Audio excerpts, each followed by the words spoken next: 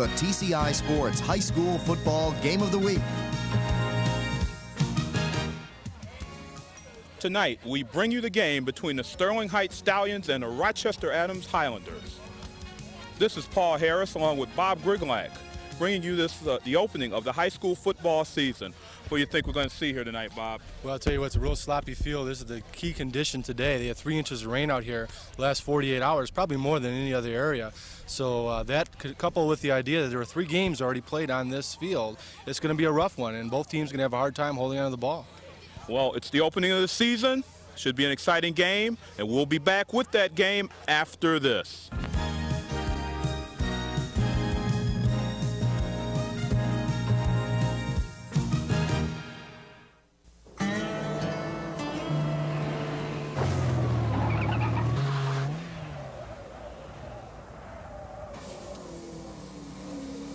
Excuse me, do you wear your safety belt? Why, no, I don't wear my safety belt. Thank you.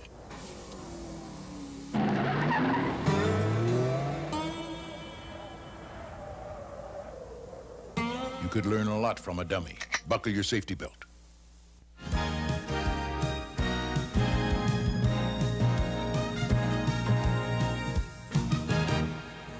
Here we are, back at Rochester Adams High School with the game between Rochester Adams and Sterling Heights. Bob Griglack along with myself, Paul Harris. We're an old team. It's a long time since we did a game together. It's been 9 years, almost to the date, that Paul and I did Wayne State football. We started off on the radio back in 1983-84 seasons, and we're back together again, and I'm sure we'll get along as we used to. Yeah, it took us 9 years to get to TV, so what the hey. So we got 2 teams here. Last season, Sterling Heights was 4-3 in the conference, 6-3 overall, while Adams sported 4-3 and 5-4 records. When the visiting team, Sterling Heights, has the ball, what are we going to look for, Bob?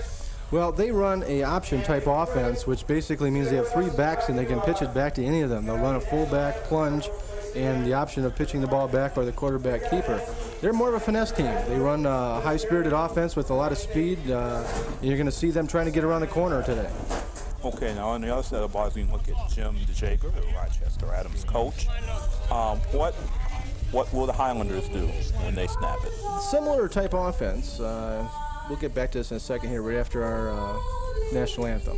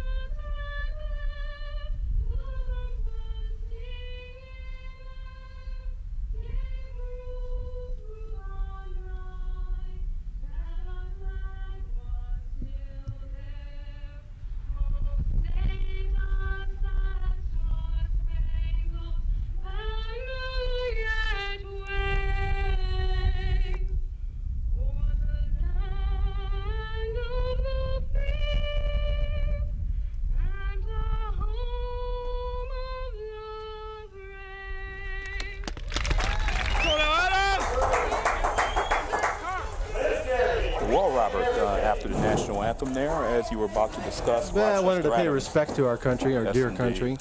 Getting back to what I was saying, Rochester runs a similar type offense. It's more of a misdirection type offense, though. They're, again, a finesse or quick type team, so both teams have running the same type of offense similarly. The big difference in this game, though, will be the difference in the offensive line. Rochester is returning pretty much both the offense and defensive lines, whereas on the other hand, the other team, Sterling Heights, is bringing back their skill players, their quarterbacks and running back. Okay, as we look at the Sterling Heights coach right there. Bob Miles said before the game he thought that the field would play an important part. There he is in this game. This is the 3rd game, again, as I mentioned in the open, that will be played on this field. First game was a soccer game played on Thursday night. They had the freshman game just prior to this one at 4 o'clock, and they played that in the rain. So look, the 3rd, 4th quarter, the field will really come into play. And we're ready for the kickoff here as Matt Greetson of Sterling Heights tees it up. He hits it, and it's short. We're underway. Picked up over there by Maya. I'm sorry, that it was Jeff Carmody. That ball was in play. It was touched by one of the up men. Obviously, it goes past the 10-yard mark, and it's a live ball. So somebody needed to get on that and get on it fast. Again, Greason slipped as he went to go kick that ball.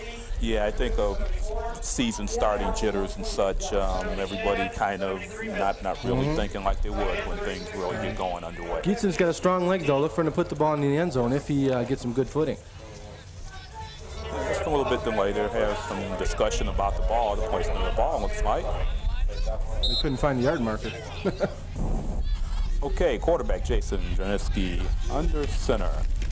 Hands off, goes back to his fullback, and he gets maybe back to the line of scrimmage. That was Charles Sanders. Charlie Sanders is going to be, and we'll say this bluntly, he's going to be the option man. He's going to be the one that's going to carry the load today if, in fact, this team is going to go anywhere. Here's a big play tailback, runs a good 4.5 40, so look for him to be the man for today. Now, looks like a solidly built young man, 5'10", 195 pounds right there, as we take a look at Neil Johnson coming off the field. Second down and about 10. And they got about 8 or 9 yards on that one with the play there with Matt Fisher. There's that wing T misdirection play. They ran the tailback off of the tackle and got a good gain. It's a straight up blocking. Here you go, look right here. There's misdirection. Watch him come up. There's the tailback right off tackle. Good block there on the defensive end, and that sprung him for the good gain. 3rd and 1. Something there, he fell forward, which is something that all good backs do to get that extra yardage. Very true, Paul. 3rd down and 2 here early in the game. First series of the season. Handoff up the middle again to Fisher. He's got the first down. Matt Fisher, an excellent run. Jumped over one of the linemen down the ground there. That can't be dangerous, Paul, when you get up in the air, don't you think? Yes, but I personally wouldn't have much experience of that because my vertical leap is about like a telephone book. Okay, here's the play again. Here's Matt. Watch him jump over the lineman right about... Let's see. Oh, there he goes. Over his own man. It was a good run. They got an extra 5 yards because of it. First down, yeah. First down of the game and the season. Handoff goes up the middle again. Fisher. 2 yards maybe. Trying to establish that inside game. What that'll do for him on the misdirection. The handoffs will freeze the linebackers, particularly in today's muddy type field. That one step will allow them potentially to get around the corner on an outside run. From what we've seen and from what you've told us, we don't expect to see the ball up in the air too much today, do we? Well, both these teams don't want to make any big mistakes, particularly here in the first half. We'll see in the second. And the misdirection again, but this time Sterling Heights had it figured out. You know, another thing too, Paul, is field position. Particularly when you are getting the ball down around your 20-yard line, you've got a long way to go. You can make a mistake anywhere along those lines, especially on a ball control type offense. When you're getting the big chunks, you're not prone to make as many mistakes because you're not hailing the ball as much. Yeah, and I think plays like this one coming up, it looks like it's 3rd and about 8 or so. They should be really careful here because they don't want to do too much. You want to get the first down, but you don't want to do too much. Let's see if they blitz anybody. Right now they're running with a 5-man front. He is going to try to throw it. He lobs it out. His man slipped and caught it anyway. And got a first down. First down. Yes, excellent play. Excellent catch by Mark Campbell. I almost wanted to see a flag on that one. It looked like Campbell might have pushed off, but he might have been just trying to get his balance as he was slipping back toward the ball. I'll tell you what, look at the concentration on this young man. This is an excellent catch. They did blitz one of the linebackers. They picked it up by the Matt Fisher picked him up. And watch him slip and make the catch. Mark Campbell, excellent. 5'11", 175-pound senior. Mark's also one of their key defensive players. Inside handoff, looks like they've got some room. Oh, the room was there, but he just slipped just a little bit. That was Jeff Carmody there. That was Carmody coming in from the split out position. He came in from a wingback. He came in on a misdirection inside handoff. Now watch this. Here he comes, number 5, down the line of scrimmage, right there.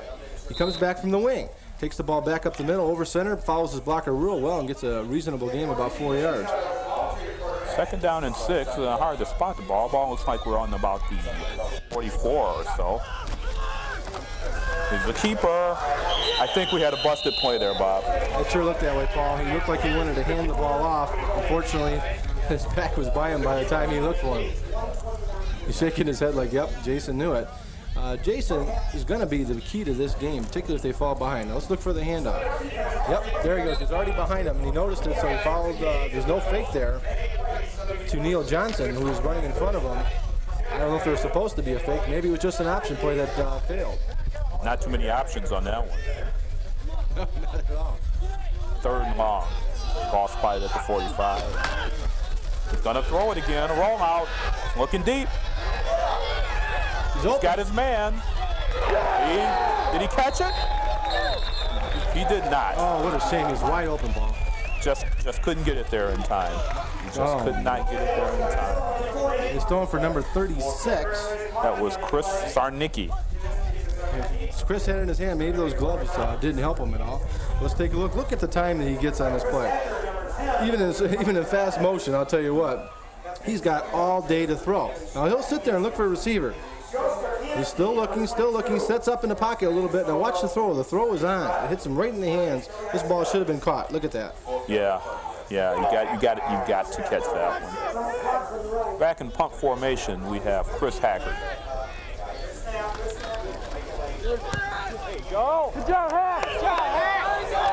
Short kick. He'll get a roll down to about the 20-yard line. And Sterling Heights will go on offense now, 1st and 10. Well, they did get some kind of drive going there. I guess that was half the battle. They got themselves out of bad field position and kind of turned the table here. We'll see what the Sterling Heights can do on offense. Okay, what players are we looking for? We're going to be looking for here with Sterling Heights. Well, they're returning most of their skill players. Of course, Matt Gietzen is their key running back. He runs a 4.5 40. Vito is going to be their quarterback. And Vito Frenzollara, if I pronounced that right. I hope I did, Vito. If I didn't, Fazalara. That's close enough. Okay. And he's also a returnee, so we'll see what they all can do. And I think they can control the game if they can get it going. Checking off, maybe? Not in the first play. Fazalara hands off up the middle, and not too much as Gietzen grinds out to about the 23-yard line. I didn't mean to say it that way. I think he was just kind of stuttering to see if he could draw him off sides. A lot of times in the first play, the defense gets a little pumped. And you can see right inside here, the defensive tackle will move in. He moved just before the snap. And that's what they tried to do to get him to commit one way or the other. And try to take advantage of that. That's why they tried to do the long count. They have that defensive tackle commit to the inside, and it's an easier block. 2nd down and about 6 is Fazalara looks it over once again. 2-back, split back formation. See him moving in there. Fumble! And I believe Adams has it. Number 43, Neil Johnson, came up with that ball. Neil's the fullback and also plays linebacker. He's one of the key players on defense. And that ball squirted out, and he was having to be Johnny on the spot. And for the first time today, the weather comes into play. There you go. Let's see, right here. A bad snap. The ball never got back to the quarterback. The guard kicked the ball in front. Number 36 had the first chance. Yeah, well, you know, that's the second time he dropped the ball today. First, Neil Johnson came in, but that's twice that Chris Sarnicki has dropped the ball. It's rolling out again. Sarnicki, he's going to run it. No, he passes. His man's open. He overthrew him, intending it for Charles Sanders, number 20, and he was wide open. He was open. The ball was just a tad bit overthrown. Very difficult catch to make, particularly when you don't know where the defenders are. That's the one where the quarterback hangs you out to dry. There's a guy behind you. Your ribs are gone. Yeah, would that be something that a quarterback would do if he kind of had a disagreement with one of his receivers or something? Not on the first game. I think he'd wait till a little later in the season where it didn't mean so much. Okay. Because they need each other, let me tell you. Okay. I'll accept that. Okay. 2nd down and 10. 25. Niski rolls out the pitch to Sanders. He's got some room, and he's hammered. And look, with the tackle, looked like it was that Gietzen? I didn't see it, Paul, but I'll tell you what, Charlie went down hard. His feet went out from under him, and he went backwards. Let's take a look here. There's all kinds of trouble related to this play. You can see right here, the defense got in. The defenseman, number 50, pinched in and forced the play early. There you go. There it is. The defensive end, number 50, came up for Sterling Heights as Darren audio, and he made a heck of a play and forced that into a short game. And it was Gietzen who laid the lumber to Mr. Sanders there. Yep. He's going to have to do it on both ends.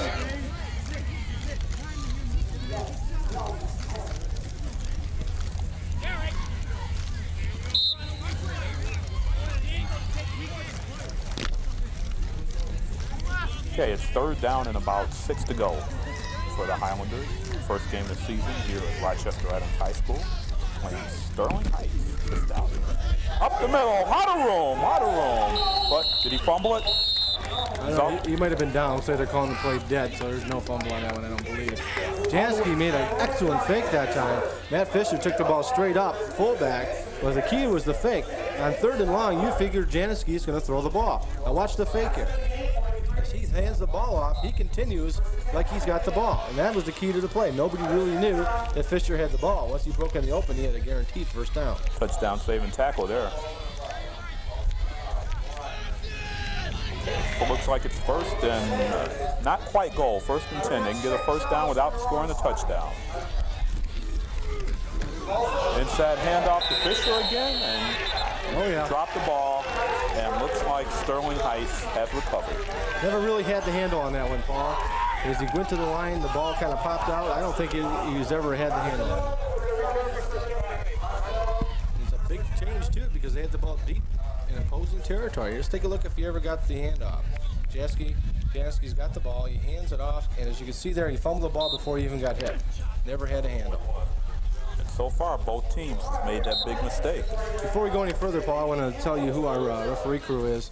Brian Sabursky is the referee, Glenn Morrison, the umpire, Dewey Reese, the linesman, Ben Bush, the line judge, and Gilly David is the back judge. Wouldn't have a game without those guys. You got it. Inside handoff. Not much for Gietzen. 3 yards at the most. Well, this is the area where you don't want to make a mistake, obviously. You know, fumbles have already played a big part in this game. We've had 2, and that last fumble by Adams really hurt because they were driving for a score. Yeah, they didn't quite have a 1st and goal, but it would have been tough. They had maybe about a foot difference or so. Well, that would allow them to 4 extra downs if, in fact, they got to that far. 2nd down and about 6 to go. Short 6, long 7. Somewhere between that. Inside handoff from the option series, about 4 yards. It looks like on offense, they're trying not to make any mistakes. Of course, on the option, you have to establish an inside game in order to try to get around the corner. The offense has an advantage in this type of field because they typically will know where their feet are going. In other words, they can make a cut that they want to make, where the defense would have to react to it, therefore having a disadvantage on that side of the ball. As of right now, when you're running inside, it's hard to say who's got an advantage and who doesn't. Ball just inside the 20-yard line. They need to get up to about the 23 for a first down.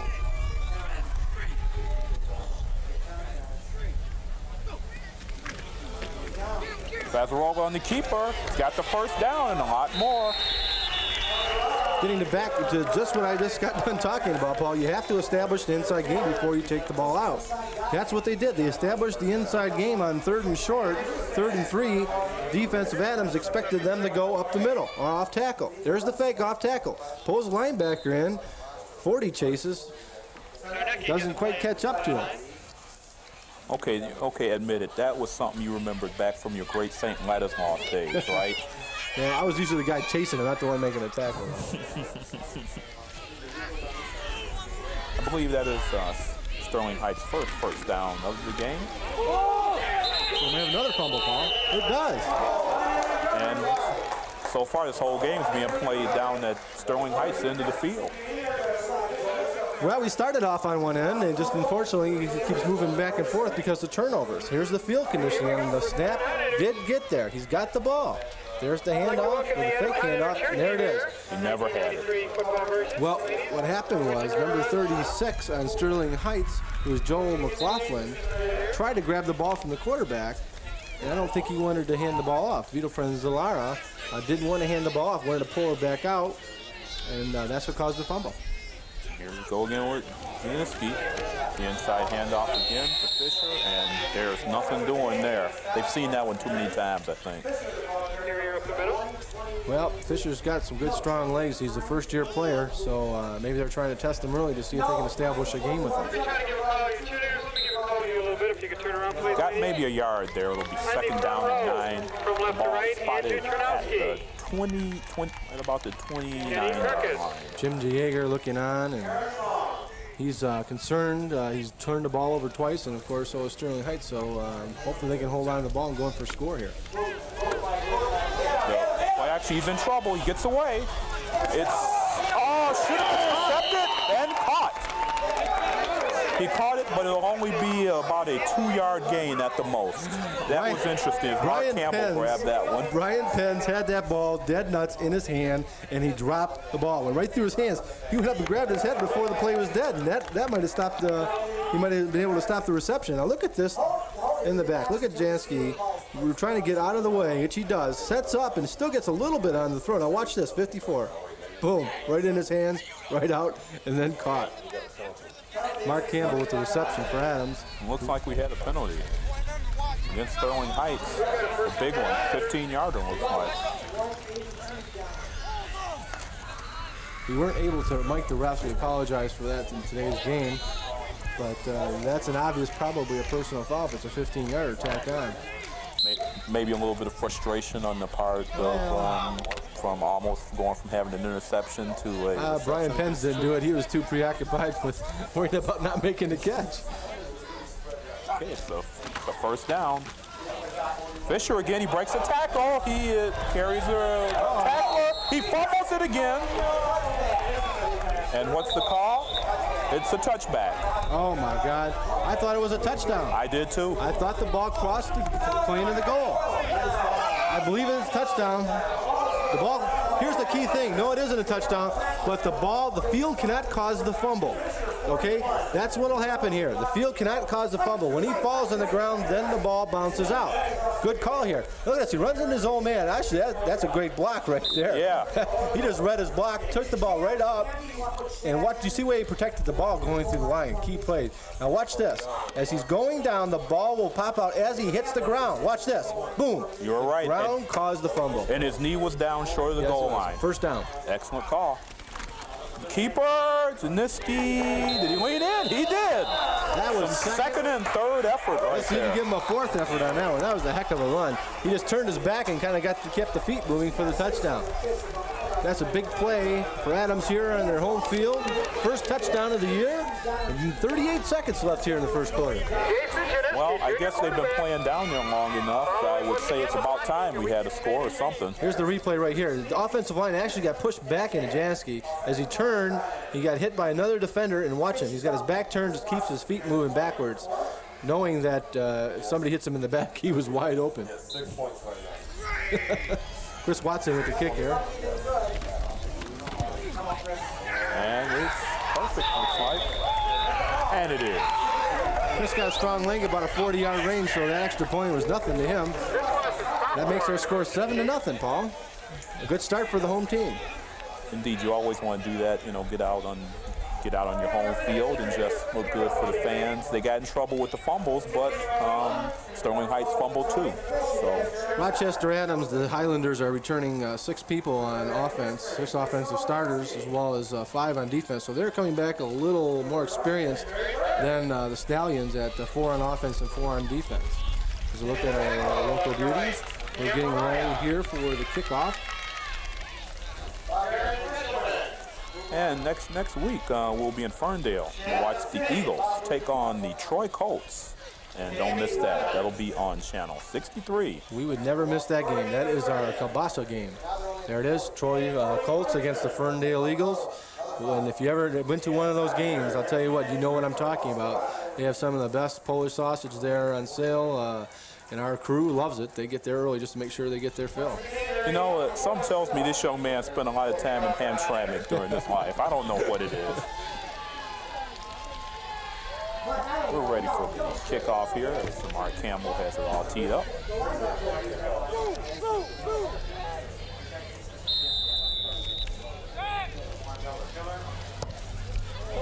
short kick. Comes up to Gietzen. He's got some room. It's all the way up to about the 30-yard line. 35, I believe. Gietzen's got some speed. He's playing all three ways. What I mean by that, he's playing special teams, offense, and defense. He's one of those players that won't come off the field unless he's hurt.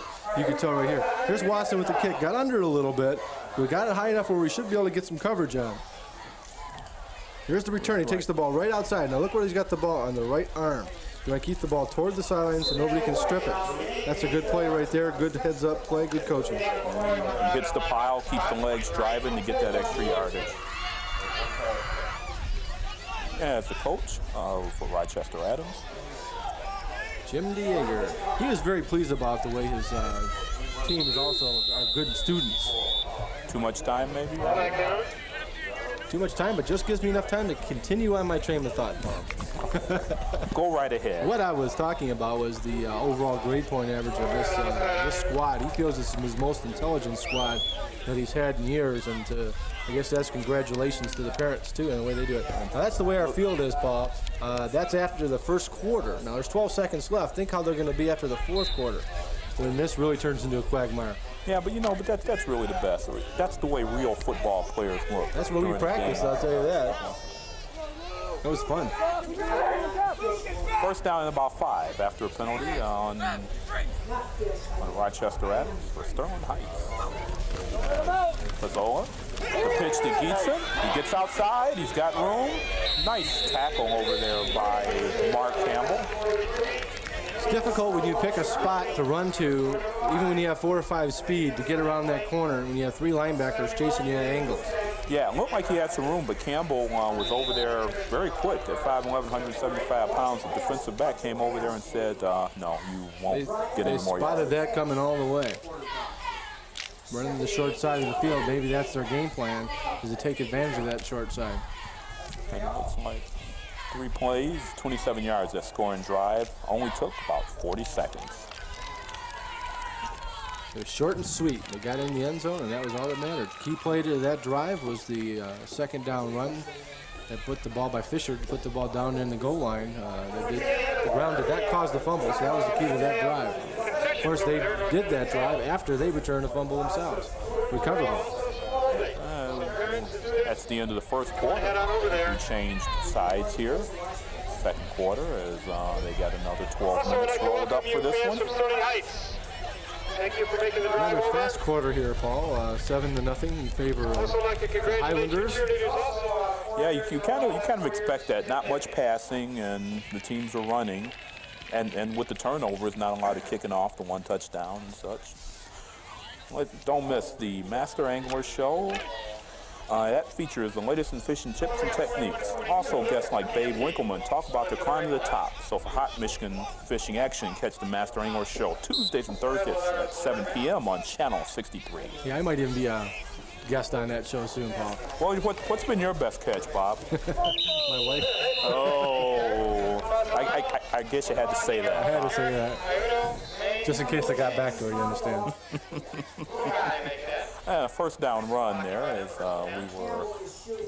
we were just reminiscing. I guess fishing has its all types of quandaries on that. You know, there's no boundaries on fishing. No, there generally aren't. As we get back to football here, which will be, I think, the best course of action. It's 1st and 10 for Pizzola.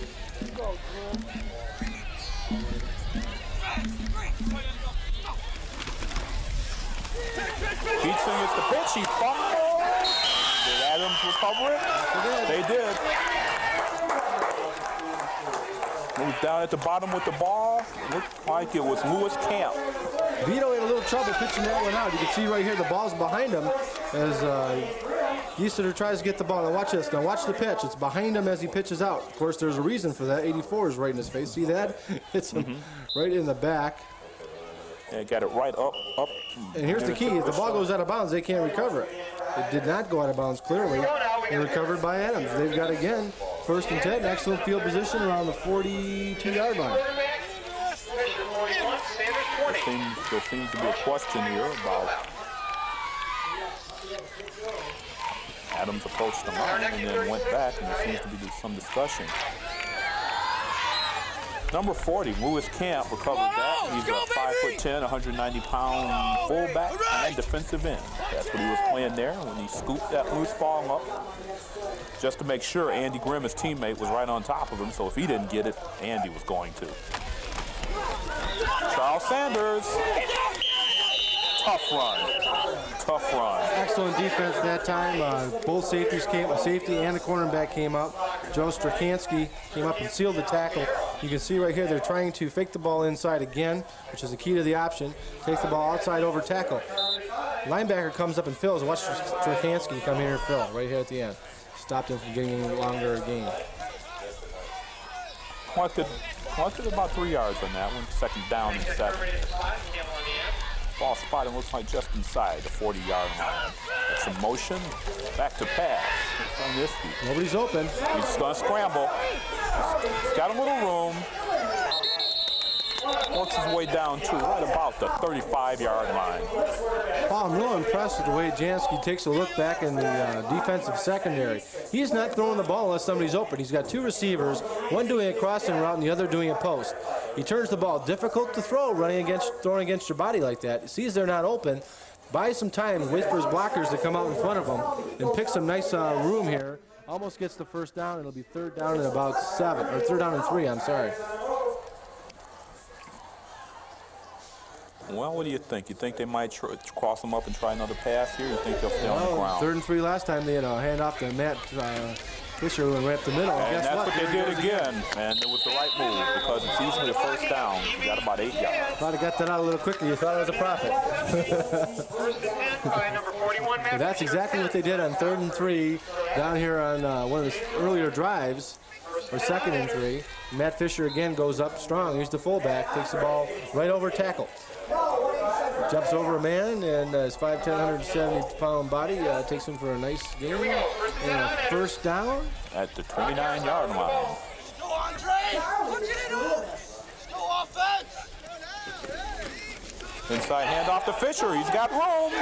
If he can hold his balance, he is all the way down to about the 6-yard line. Nice burst by Fisher there. Game-saving tackle, or touchdown-saving tackle by Straczynski again. He was being blocked and still was able to make the tackle. Take a look right here. Here's the formulation of the inside game. Fisher takes the ball up. Great blocking in there. That's why he made that run. Great blocking. Watch Straczynski come right here. He's being blocked, was being blocked, shed the block of number 82, which was Matt Andres, and still made the tackle. That's 3 tackles he's made in this drive already. Looks like they've got the ball spotted at about the 10. It's hard to see down there in the mud. Straczynski keeps it. He bulls his way back to about the line of scrimmage. No, he got a couple yards, it looks like, Paul. He made a nice little run right at the end. He might have got, probably got 2 or 1. An option play again, quarterback keeper. He takes the ball up the middle of Fisher. Looks for a room, cuts inside the defensive end, and goes up for about 2 yards. We call it 2nd and about 8. A long 8. Or short 9 ball. Or a long 8, short 9. Same thing. Okay. Same formation. Motion. Fisher again, he's got room, he's in. Might have jumped the gun a little bit, but it was apparent he was going to score. He was going to score. He took that ball right up, and same play that they've been running all the way through here. Straight handoff to the fullback. Here's the inside option play. He looks for his blocking. Look at that great block by number 70 of Adams. That made the play. Kevin Schad, 6'2", 220 offensive tackle. Give him some credit. He bowled 2 people over. That's what made the play. You can't do it in the backfield unless you got the big hogs up there doing it for you. That's true. Got an injury here. Have an Adams player down.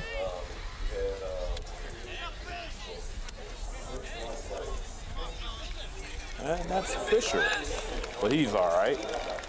Well, how long was that run? Was that a 10-yard run? About 10 yards. Okay. 10-yard run with 8 minutes and 28 seconds left here.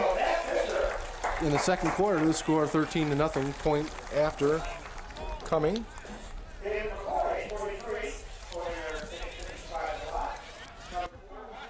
Kicking game led by Chris Watson, who does both the field goals and place kicking as well as the punting. Converted on the first, and here is the second. Chris Watson. I think Adams may have taken too much time. That's very true. Well, that probably doesn't matter on extra point. It's extra 5 yards. When you got a leg like this kid, I don't think that matters too much. Keep in mind too, look at the difference in the color of the field from where he's going to be kicking. That was one of the worn areas, and that could affect his footing as he goes to take the kick. Look how muddy it is right there. Good point. We shall see. Placement. No problem. No problem. Right down the middle. Good footing on that. Try not to overkick it, and you get a 14-0 score here.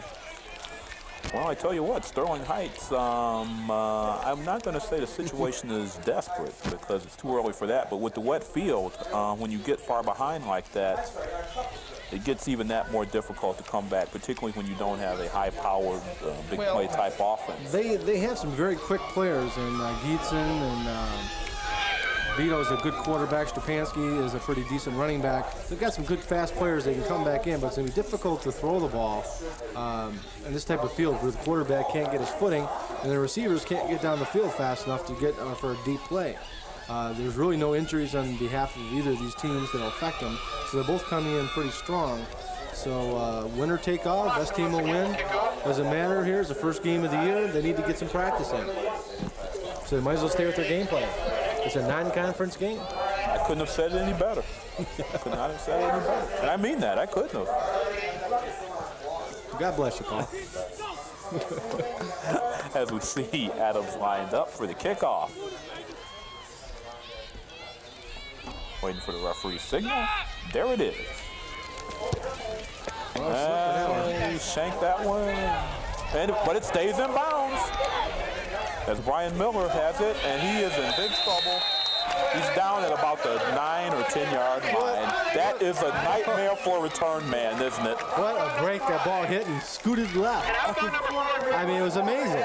And he went east and west instead of north and south and ended up losing a couple yards. Let's take a look at this kick again. See if he slips as he kicks it. Not really. He just kind of got under it a little bit. But watch the ball bounce left. Watch it right here. Boom. You know it's going out of bounds. Excellent camera angle, guys. That's a great shot right there.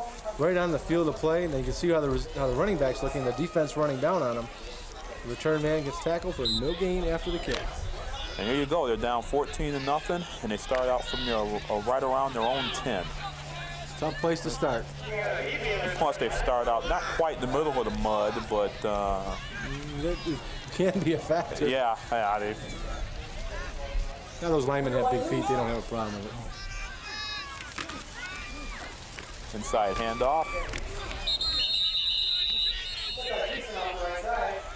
And Matt Fisher, who scored that last touchdown for Adams, already has 67 yards. He's done a good job. There's Bob Miles. He's a little concerned. His team down 14-0 early in this second quarter. He wants to get on the board. He doesn't want to go in at halftime looking at a 14 or 21-0 deficit. It'll be very difficult to come back at halftime after that. Second down and 5. That's a good first down play in that situation. Probably the best thing that could happen. They got a good 5-yard push. Just give them some room to work with. Give themselves some room to work with.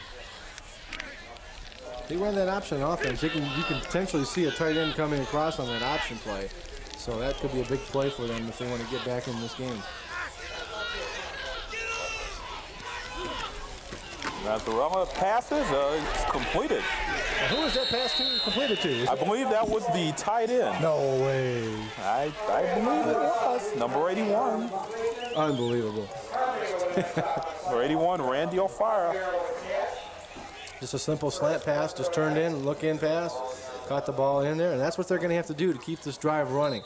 Get those short, quick passes in there and make them crisp. Therefore, the defense doesn't have enough time to react to it. I bow to you, my friend. First down and 10 from about the 20-yard line, right across it.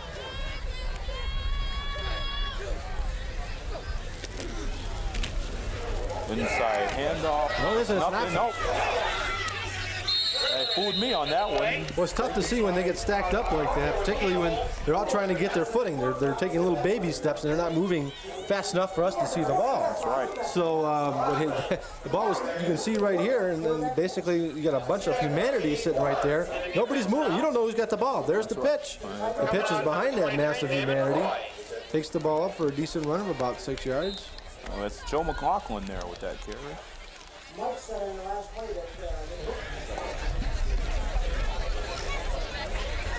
36 there, and that's Chris Zarnecki. Chris has had a little fumbleitis today. Yeah, he looks like he's getting some mud wiped off his eyebrow or something. Up the middle, a couple yards there. Well, when you have 2nd down and 4, it allows you to run the ball north, not south. If you get a yard or 2, you're still sitting 3rd and 1. You still can do just about anything. So that's a good play. Yeah, they're at 3rd and 1.5 or so now. And they could even do a little play action if they wish, if they want to do that. 3rd and 1 down this in this type of territory, you want to go for that 1st down. You need to drive the ball another 30 yards, I think, before you start taking some chances. And off up the middle. Yeah, I believe he got it. Let's stay where the ball is spotted here by the referee. That is a 1st down. Stay safe, get the 1st down. And looks like they may have a sustained drive going here, something that they haven't had so That's far. our referee right there, Brian Sambursky. This is our 1st year here doing our games, and so far doing an excellent job. 1st and 10. Ball's out at around the 35-yard line.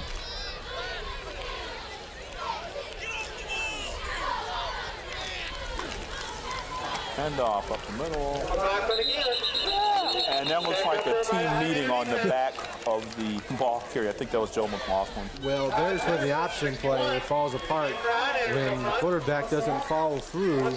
Right here you can see a straight handoff. Quarterback does nothing to hide the play after the fact. Vito's got to see, look at it, just stands there and watches it. There's no fake involved. Nobody knows or thinks he could have the ball.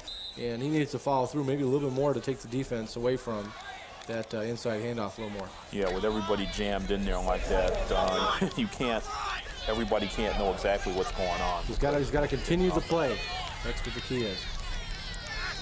2nd down and about 8. Ball in about 37. Corolla rolls out. He's got and he's stopped abruptly by Neil Johnson. That is how to tackle. I thought Brian Anderson was in there also. What a pop right at the end. Fazalara, I'm going to mess that one up a bit. I know that. Fazalara goes back to pass. He sees nobody's open. Now you take a look right here. He looks upfield. There's nobody. He knows he's going to have to run the ball right there. There's no fakes, no stutter steps. Watch 49, I believe, come in here and make the stick. Yep, there he is. Thought it was him. Beautiful. Brian Anderson. I thought that was 43. It's okay, Paul. That's why we're both here. I got to give the guy credit. 3rd down and about 4.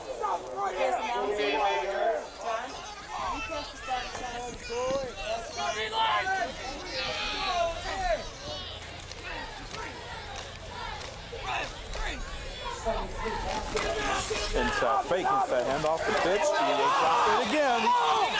That was Gibson. But I think it went out of bounds. It did before Adams could jump on it. That definitely did go out of bounds that time, Paul. Definitely scary here on both ends of the field. Very difficult holding on to that ball. Here's our replay. There's the fake handoff and then the pitch out. It was a good pitch. The ball was right in his hands. Just didn't look it into his hands. So looking out, looking at the field, looking at what was in front of him, and didn't look at what was in his hands. That's right. It's a very good pitch. Vito did a good job that time. Back in punt formation now. It's getting hard to see. The uniforms getting kind of muddy. It's getting hard to see the numbers. Well, we know who plays and who doesn't today. Yep. Nice snap. Short line drive punt. They're just going to let this one roll. Gibson kind of caught that one on the toe. And that one rolls to right about the 25-yard, 20 to 27, looks like. 30-yard punt, no return, so I guess that's a reasonable job done by Gateson. He's having a kind of a rough day today. He's not doing very well on offense, and on defense, you haven't heard his name very often, but he's the type of player that's going to come back. He's got all the skills to do the job, and as the game wears on, other people do, then he'll start showing up. Got about 3 minutes, 15 seconds left in the first half. Rochester Adams up 14-0 in the opener of the high school football season for both teams. Inside handoff. Matt Fisher, not much.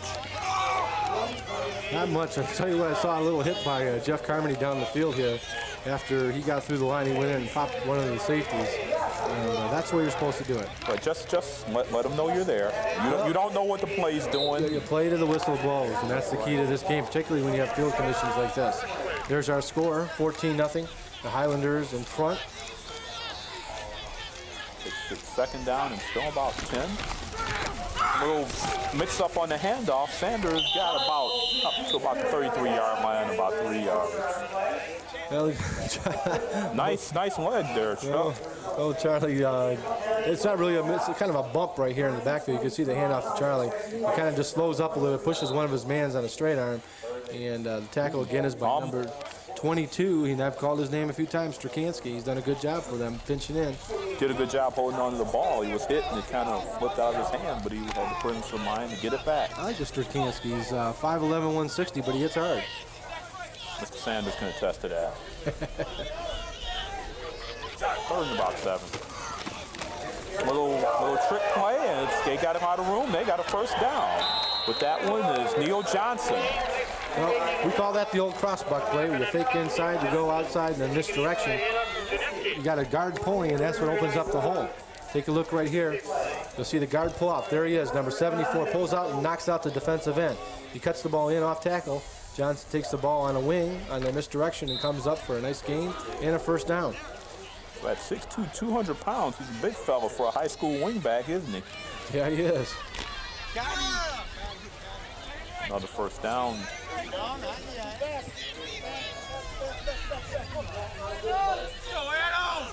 He's in motion again. And this 3 yards. Looks like Charlie Sanders missed his play in the backfield. He's supposed to be the pitchman on that option, and he wasn't there. Jansky took the ball and had to take it himself for a short gain of about 3 or 4 yards. Made a good play out of nothing. Take a look right here. He's looking for Charlie. Charlie's already up. Yep, Charlie's up there trying to make a block on number 50, and number 50 is Darren Audio.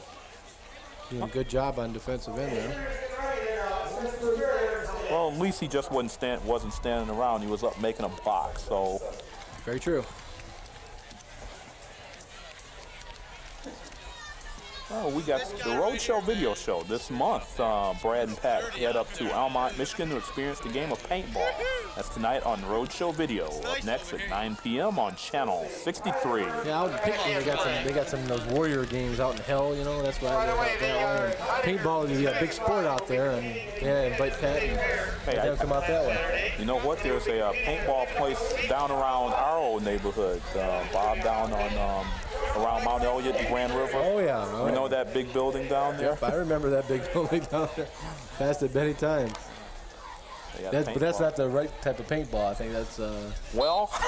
it's the color's red, but it's not paint.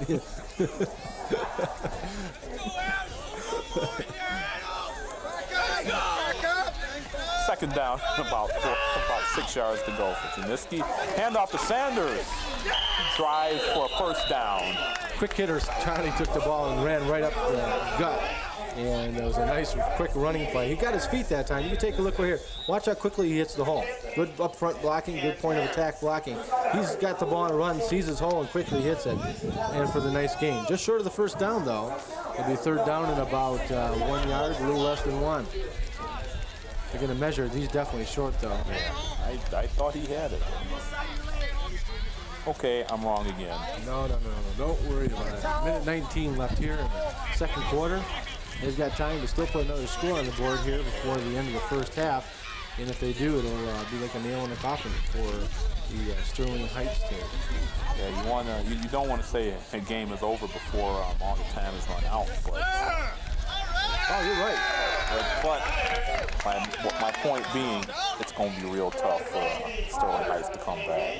You got a good point there, particularly when you have to play from behind. When you do that, you have a tendency of passing a little bit more. You can take a little more on defense. You can take a few more risks with certain people and get them in a negative yardage situation. And that's what causes turnovers. So it can escalate into a big deficit from the small one.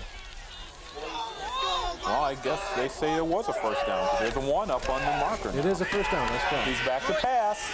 Over the middle. Nice catch. Number 84, Chad Boyd.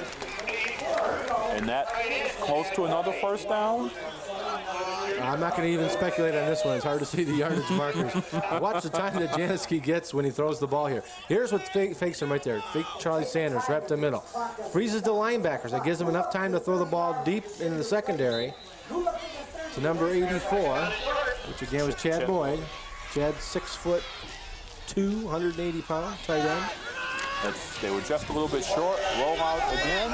If you're looking to throw, the pass is almost intercepted. It was intended for Sanders, and back there was number 22. That's Joe Straczynski for Sterling Heights to break that one up. He's done a heck of a job for him. Charlie Sanders did a hell of a job stopping this interception. You're going to see him right here. It might have even been offensive pass interference. Take a look right here as he hits him just maybe before the ball gets there. Let's see it. Let's see the timing. It's right on timing. Good play by Charlie Sanders, getting there right on time. I liked it. You know, look at that. You would think that young man played a little defensive back. Yeah, he does. I think so. Well, what do you know about that? Fisher and Sanders in the backfield to this quarterback. 3rd and 1, 30 short. Let's see what they do. Inside to Fisher. First down and much, much more all the way down to about the 25-yard line. Oh, that offensive line is doing a heck of a job with that up front point of attack blocking, and Fisher's taking advantage of it. Most of them are returning. The only one that is not returning, I believe, is the center. Well, take a look at this. Look at the hole he gets. And I'll tell you what, you and I could both run through that hole, Paul. That's an excellent job by the offensive line. Adams is just taking a timeout with 30 seconds left in the half, and they want to put some more points on the board. Well, this, like we said, the proverbial nail in the coffin could be if they score a touchdown here. That puts Sterling Heights in trouble. And Transition is a program designed to give perspective pertaining to African-American issues. Host Jeffrey Miller has conducted interviews with Louis Farrakhan, John Conyers, and Coleman Young. Watch Transition Saturday night at 10 on Channel 63. Channel 63, that's not too long after our game, so if you're stay tuned here after this game, you'll see Transition. Bright and informative show. Indeed it is. Bright and informative, I like those words. Good adjectives. Well, Bob, they fit you so well. Oh, we're having a good time here, Paul. It's our first game of the year. 30 seconds left here to half. The Highlanders rolling again. Ball's at about the 23-yard line. He's back to pass. And he's in trouble. He throws. It's caught, Paul. Looked like it was intercepted almost, but nope. It's tough to see. We're getting into an area where the lighting is very. They're moving down, so he must have caught it. He did. Remember, the clock will stop with the first down, so therefore he's short of the first down by about a yard. And 2 is 15 seconds, and it's running. Let's call a timeout. Timeout. Sterling Heights. Good call because they weren't ready on defense. Clock was running down. 10 seconds left here in the second quarter. But it is a good call. But would you rather, give them time where the offense has a chance to set itself? See, not only was Sterling Heights not sure what they're going to do, but the offense was kind of scrambling too. It might have been a better idea. I think it's definitely an advantage to Dieger, and you can see him right there. And you see Oakland Press Perspective to keep on top of what's going on in Oakland County. Tune in to that show, Oakland Press Perspective. The editor of the Oakland Press, Neil Monroe, hosts this program. Watch it every Friday at 8:30 on Channel 63. Looks like we're going to have a field goal attempt here with 10 seconds left. I don't know about that call, but he knows his kicker. Maybe that's what he wants to do, put that extra score up on the board. Might we be looking for something kind of different here? I mean, like a fake call? Yeah, maybe something. I would think the fake would come more on the other side. There's Diego thinking about what he wants to do. I think the Sterling Heights team has more of a chance on fakes with Heaton doing the place kicking. Being a running back, he would have more of the skills to carry out a fake. But Watson showing a strong leg here. You might have some athletic ability also. Or they could be going for that last score. They're in a tough position here, tough part of the field. 3rd down or 2nd down and 1. The coach is still over talking to the officials as we've got only 10 seconds to go here in the first half. Second quarter, first game of the season at Rochester Adams High School. Rochester Adams. The referees are wading through the quagmire there. Maybe a talk before the game, and they were real happy with it. Looks like we're having a little confusion here. From what we understand, the clock had stopped and there wasn't a timeout left for some reason. I didn't remember counting that many timeouts, but that's the official word we're getting here. That's the word down on the field. Here's the clock running. Here's the snap back. Kick. He's got the distance. It's no good. Looks like it was just wide right. It looks like he had enough leg, Paul. Plenty of leg, but just wide right. The fate of Florida State kickers and the Buffalo Bills kicker a couple of years ago. It didn't look like Watson got the ball to turn over for him. Kind of kicked it on a line drive. He had enough leg to get it there, but didn't get the right trajectory on it, which he normally would get on those kick after, point after touchdowns and short field goals. Yeah, with 3 seconds left here, most likely Sterling Heights will be left to just run out the clock, go back inside and for halftime and just try to see regroup. What they can do. They dodged a bullet there with the Highlanders breathing down their neck. They didn't score on them. This will be the last play, barring any defensive penalty of the half. Think that's something they could would give them a little bit of momentum to come out for the second half. It sure wouldn't hurt, Paul. I'll tell you that. That's what they need, something going in here at halftime to spur them on for the second half. Roll out. They're gonna, looks like a free play, and they're gonna take it, and it's incomplete. And that is the end of the first half. Score, Rochester Adams 14, Sterling Heights nothing here on Channel 63 in the opening game of the high school football season. Paul Harris and Bob Riglack will see you in the second half.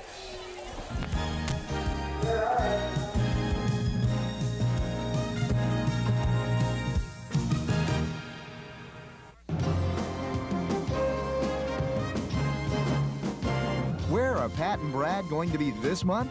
You'll find out on the next edition of Roadshow Video. Each month, Pat and Brad take you to a new and interesting location. Check out what Southeast Michigan has to offer and watch some of the best hit videos on television. That's Roadshow Video, coming up next on TCI 63.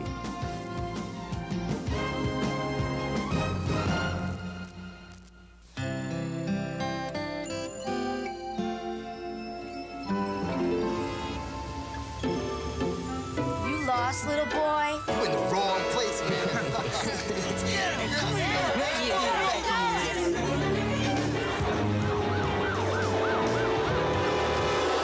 To Victor, this isn't just a drawing, it's a cry for help. Listen to the children. Learn to protect them from drugs and violence. Call now and take a bite out of crime.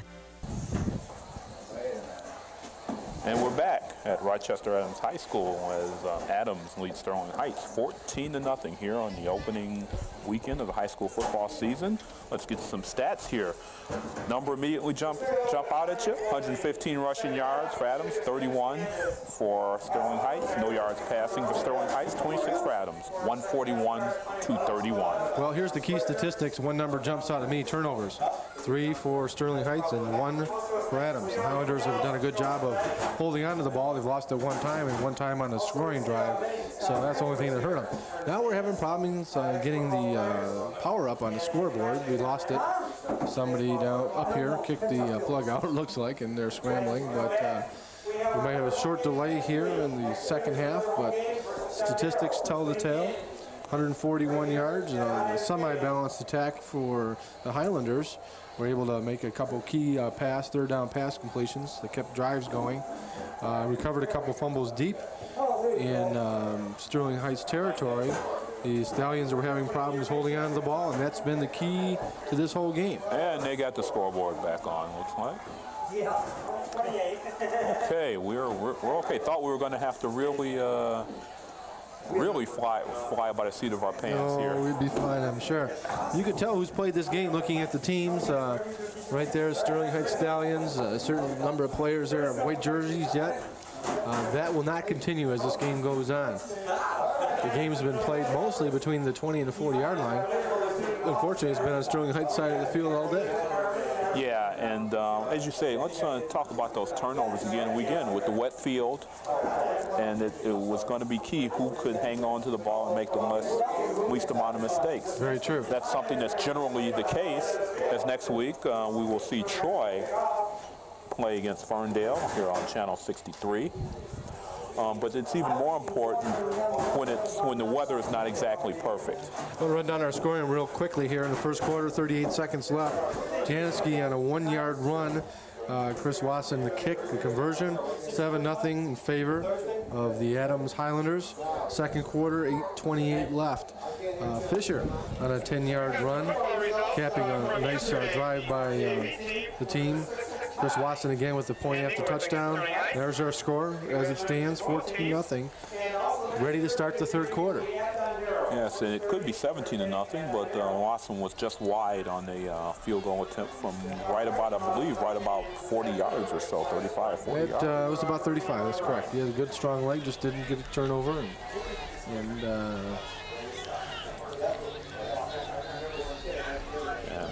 Matt Keatson, you see by his uniform there, he's seen a lot of action tonight. You can tell he plays both ways. Most of the players, there's number 58. Audio, done a good job for him so far.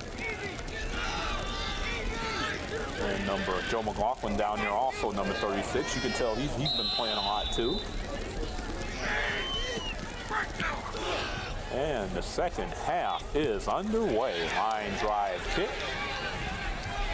He'll get back deep. It's up to 15. Into the line, he's got some room. All the way up to about the 25-yard line. You could tell by the way I think Carmody was running that he was trying to get his footing even as he was going. Couldn't really get any speed going.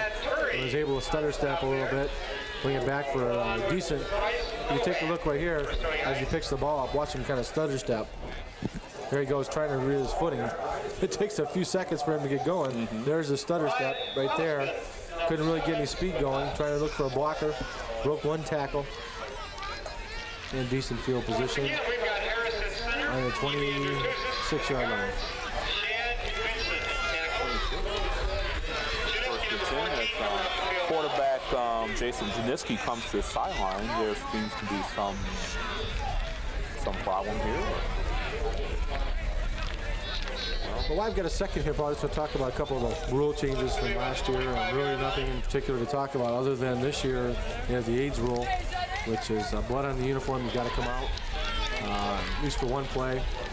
And the key to that is to make sure that that person is either stop bleeding or the blood that is on him is taken off of his uniform. So that's one of the few rule changes from last year. And the only other one is a fair catch has to be a little more obvious this year. You've got to let everybody in the queen know you're making it. So that's two of the only rule changes for this year. First and 10 for Janicki. Inside handoff to Fisher. Worked in the first half. He will keep to what worked, and Fisher's got maybe a yard. Fisher's a workhorse. He had over 60 yards in the first half. Done a real good job and scored one of the touchdowns. Scored the second touchdown for the Highlanders. Looks like Mark Campbell comes in for Rochester Adams.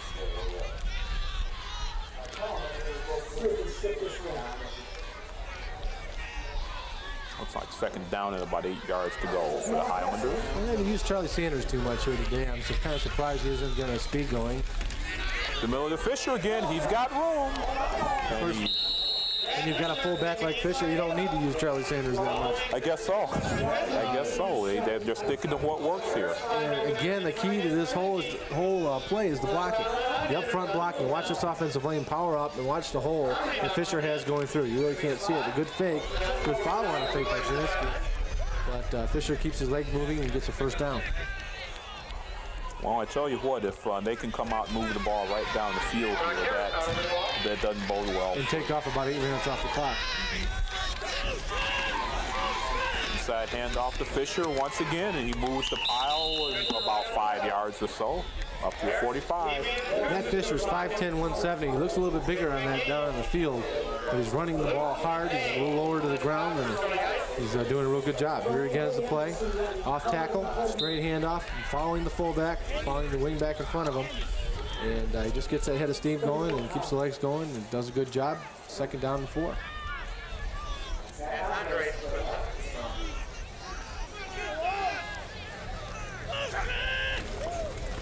There's Mr. Sanders. He dropped the ball.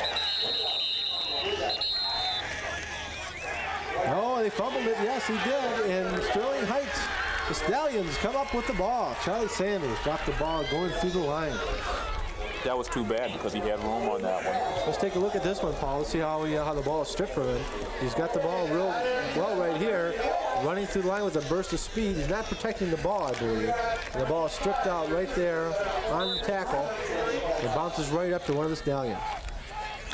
Hard to see who made that recovery. Well, they've got their opportunity now to get back into the game. They got good field position on the Rochester Adams side of the field at about the 47-yard line. It could be a big turning point, no doubt. Vito Pazzarola looking things over and trying to get his team back into it. The pitch goes back to Uninsky.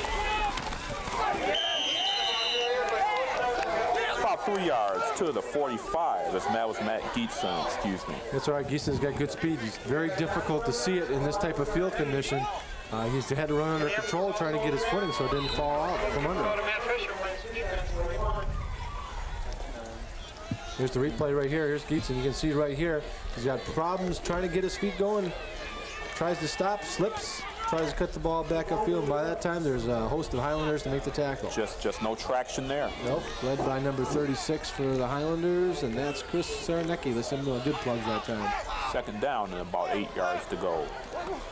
For the Stallions, the pass is complete down there to that tight end again, and that is Randy O'Fira, 5'11", 185-pound senior. Good play there. Like I mentioned earlier in the first half, you're going to have to try those quick hit plays, those quick slant ends, the quick over the middle plays, and that's exactly what he did. The disadvantage of those plays, if the offensive or defensive line gets any type of push, they can block the ball because they'll be too close to the quarterback. Exactly, and that play was good for about 5 yards, but it leaves them about 3 yards short of the 1st down. Big one here for Pazzarola and the Stallions. A handoff in the middle and not even close. Stopped cold. They saw it coming all the way. Geetson with the ball. I think he'd be more effective going outside, but obviously he can't get his feet going. There's the cornerback for the Adams Highlanders. Jason Janiski has done a great job for them. I just want a clean ball. Scored the first touchdown with 38 seconds left again in the first quarter. 4 down territory here. They seem to be going for it. 4th and 2, big play. This could be the turning point in the game, Paul. This is where the big Mo comes in at the play. Indeed. With back formation, one receiver split out here to the right. Fake.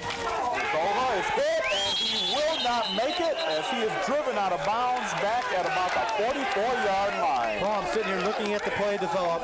First thing that pops in our mind, I should have said it, quarterback's going to keep this ball all the way. That's exactly what my thoughts were, looking at the way he was looking at the defense. He's looking at it here.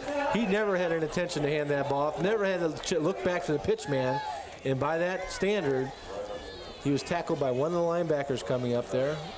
Number 43 for Adam, Neil Johnson. Great play by Neil. He's the outside linebacker, pinched in, didn't take the fake.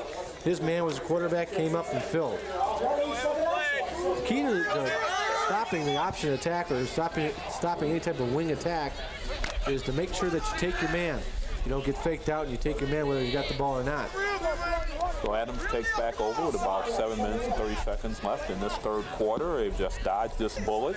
The fumble didn't hurt him. And the handoff goes to Sanders. They're going right back to him. He slipped. Oh, and that's too bad. Keep in mind the high school rules are once your knee touches, you're down. This isn't like pros where you got to touch somebody's got to touch you. He had some room on the cutback. If he could have kept his feet. Yep, they're in that mud quagmire area, and you can watch him right here slip, and there he goes trying to get his footage. There's his knee right there. Good call by the referee. Too bad, too, because he had some room to cut the ball back up. They lost about a yard on that with 2nd down and 11 for Rochester Adams. They need about 6 here. Look for a quick hitter.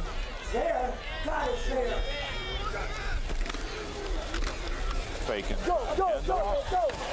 Pitch. They were lucky that they didn't fumble that one, Bob. I'll tell you what, I can't believe that Johnson saw that ball, because it was pitched back to him. It looked like he had a hard time seeing it as it was pitched. Jansky right here holding the ball quite a long time, waiting for those defenders to come toward him. They're not. Here's Johnson. You see his pitch just right up into his face. He almost didn't see the ball because it was right into his eyes. But he held on to it, made a nice play, and got actually 5 yards on it. When that was developing, I would never have thought. Not a chance. Got that. 3rd and 6. Inside handoff to Fisher again. He breaks a tackle, breaks another one. He's all the way down to the 45 for a first down. Fisher's done a heck of a job here today, Paul. 3rd and 6, a long yard situation. And he comes through with an excellent run for the first down. Just a straight off tackle dive play. You can see right here, 74 pulls out. He pitches in on the defensive end. He goes off tackle and makes an excellent run. Breaks a few tackles himself. He has a first down. 1st and 10 for the Highlanders at the 45 of the Stallions. Got 5:55 left in this third quarter. It's Fisher again. He moves the pile, not so far as the last time, but he got about 3 yards. I want to give a little credit here to a couple offensive linemen. One of them being, this is a team captain, Joe Dertozis. I probably pronounced that wrong, Joe, but I just wanted to say that he did a heck of a job on that play, pulling out and sealing that defensive end coming in. And the key to this team right here, this Highlander team, is the offensive line. This team that's returning 4 starters. They've done a heck of a job, and they've kept control of the ball game.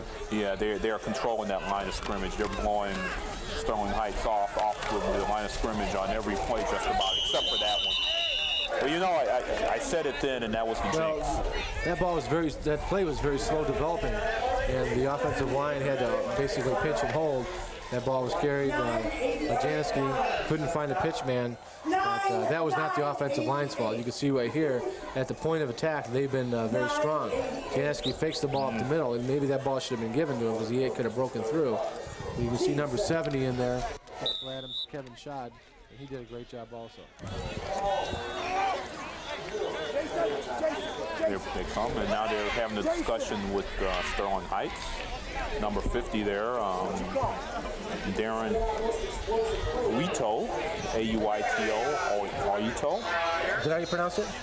I hope so. It's a guess. I'm sorry, Mr. and Mrs. Uito, but I'm doing the best I can. We have a name like Harris, you don't have to worry about that, right, Paul? 5'11", 185-pound senior. There's the coach for this Adams team. Goes to Fisher. Not this time. He got maybe 2 yards. They were waiting for him. It's going to bring up 4th down and 4. They're going to probably punt, try to bury him deep since they've got a 14-point lead. I'm assuming that's what they want to do. They're going to bring out the kicker, Chris Watson. Try to bury him deep, going back. Looks like we got Chris Hackard out there. 22, Strakansky is back for the reception, I believe. It's hard to see the number. Hackard, we got a new punter? Yeah, it could be. He's the short quarter. Bad snap. It rolls to him, and he gets it away. Nice high kick. It rolls out of bounds. Let's see where they're going to mark it out at about the 25. That's a pretty generous spot, too, Paul, because I thought the ball went out of bounds prior to hitting that line. Yeah, I thought so, too. I think probably about the 30, but I'm not going to question it. There you go. There's our score, 14-0 in favor of the Highlanders, leading the Stallions here in the third quarter. 3 minutes, 37 seconds left. Bob Griglek here along with Paul Harris, an old team, reunited after 9 long years. There's our next week's game. Troy Colts versus the Ferndale Eagles. It's the game of the week at 7 p.m. on Channel 63. Yeah, it was a long time ago with the Tartars and Rich Pop and Tom Badalamenti and all those. Oh, those guys. Paul Butcher, who used to play for the Lions. It was, what's a Wayne Stater? And we got a pass completed down there to the 22, Joe Strafanski. It's like number 23, Paul. It's hard to see. That's Skeetson again. Joe Strafanski. I don't know. I could be wrong, too. Let's take a look. I can't see it. He looks left, comes back right to the safety valve man, which is, let's see if we can see him. He's 23. Like about a 7-yard gain. Vito needs to get his shirt dirty here. It's too white yet. They can see him. Yeah. He gets it dirty, then he can hide. Right now, he stands out like a sore thumb. Let's take a dive here, Vito.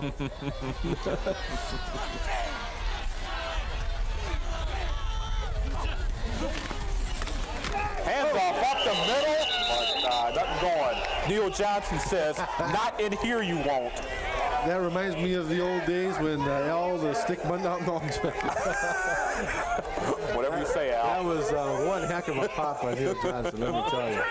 There's a little bit sampling of our crowd, a lot of parents out here for the first game, braving the weather. It rained all the way up to game time, but it's turned out to be quite a nice evening here. Here's the pop here by Johnson. You can see his head pop back right there. Maybe you can't. I saw it. Now I'll tell you what, it was one heck of a stick. We all saw it, and he felt it. He got a couple on that. It's 3rd and about 1. And McLaughlin fights up close to the first down. We'll have to see the spot. I don't think he got it. I don't know. I'm looking at the ref right now. He's got 2 spots to see where they put the ball down. I think he might have got it, Paul. Yes, they did. Yeah, he did get it. Looks like his forward momentum did take him in for the first down, so that's fine. There's, again, the Highlander coach, Jim Dieger. Not really concerned. His team's in lead, 14-0.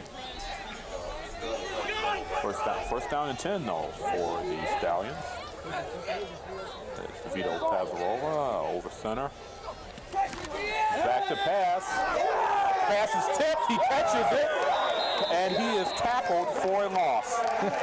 He was better off hitting the ball down toward the ground, which he can do. He's an eligible receiver once that defensive line touches the ball.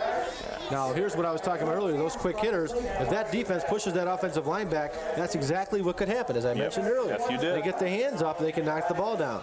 The right type of passing attack, but it does have its disadvantages, particularly if you have a defensive line push. Yeah. Pazarova, he got a completion, he got a reception, but he also got -7 yards. Oh, that's a rough way to go. It's like a sack almost. Yeah. So it's 2nd and about 17.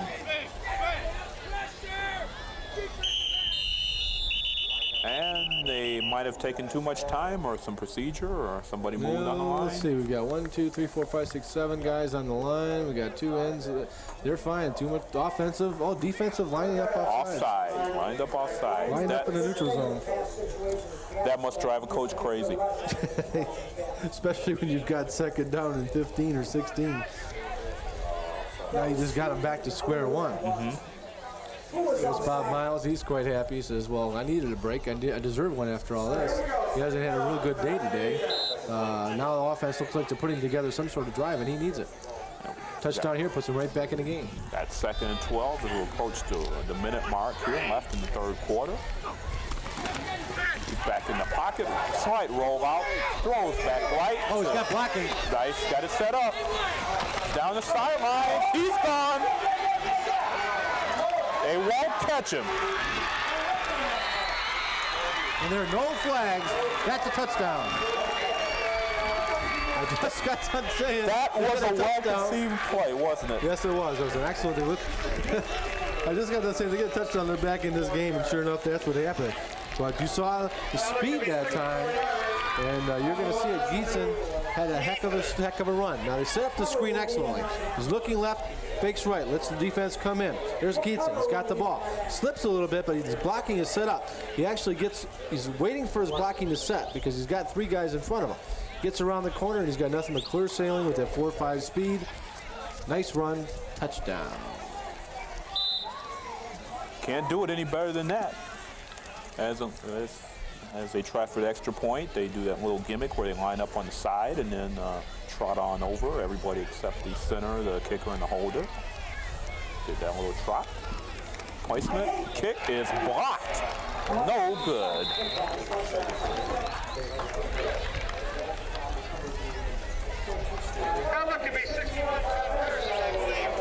And we got a timeout in the action. 41 seconds left. Sterling Heights is on the scoreboard. It's 14-6.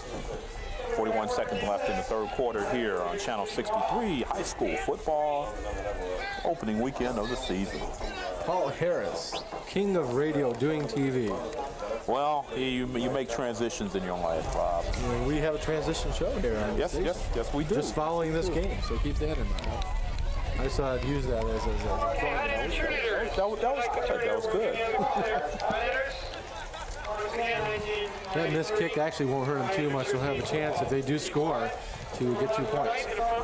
Now, earlier, here we have the Master Angler Show. Don't miss it. It features the latest in fishing tips and techniques. Also, guests like Babe Winkleman talk about their climb to the top. So for hot Michigan fishing action, catch the Master Angler Show Tuesdays and Thursdays at 7 p.m. on Channel 63.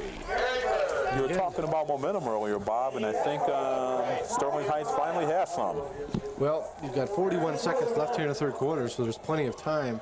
That big play definitely helped them. They set it up with the over pursuit by the Adams Highlanders. They over pursued and left the offensive line out there to block on the smaller defensive backs and safeties. And Gietzen got around the corner with his 4.5 speed and took advantage of it. Scored a long touchdown run. I believe we got him at 73 yards, Paul. It was a long one, as you said, a well set up play with the over pursuit. Got the blocking set up, let the guy with the speed and the moves work, and everything clicked. And the man who scored the touchdown, his foot meets the ball, comes down to Mark Campbell. Oh, there's a clap in the back right there. At about 25 yards. Man, I'm really surprised we did not see a flag on that one. Somebody just got lamb-basted from the rear. They just crunched in the back on the return there. I laughed. That's not funny because somebody, you can be hurt that time. That's where most injuries happen. I don't know if you'll be able to see it here in the replay, but as he takes the ball up, look in the lower bottom left-hand corner of your screen and see if we can see it. Somebody just gets clipped. There, right there. There. You did see it. Yep. Number 60, just lamb-basted somebody. I believe it was 60. It's hard to see it. I don't have him on my roster here for Adams, so I don't know who he is, but he's lucky a flag wasn't thrown. All right, Rochester Adams can't take it easy anymore as the give goes to Sanders. And he stopped short of the line of scrimmage. And that play has to work for them all day today, Paul. Their best play has been up the middle, obviously with Matt Fisher. But Sanders hasn't been able to get outside. Of course, it has been the same way on the other side for Gietzen until that one screen play. So. Yeah, and you would think particularly now when they were kind of losing momentum, they would go back to what's worked for them the whole game. Well, they might be setting that play up too. And that's the end of the third quarter. Score is 14-6 here at Rochester Adams High School. Adams lead the Highlanders. They lead the Stallions 14-6. 12 minutes and a lot of football to be played here, folks. Stay tuned because it's going to be an exciting finish. Keep in mind, in high school football, same as within college, you've got a chance for a 2-point conversion after touchdown. So that'll come into play later on if they do go for the 2 points and are able to succeed. If we get to that point, we could have an overtime situation.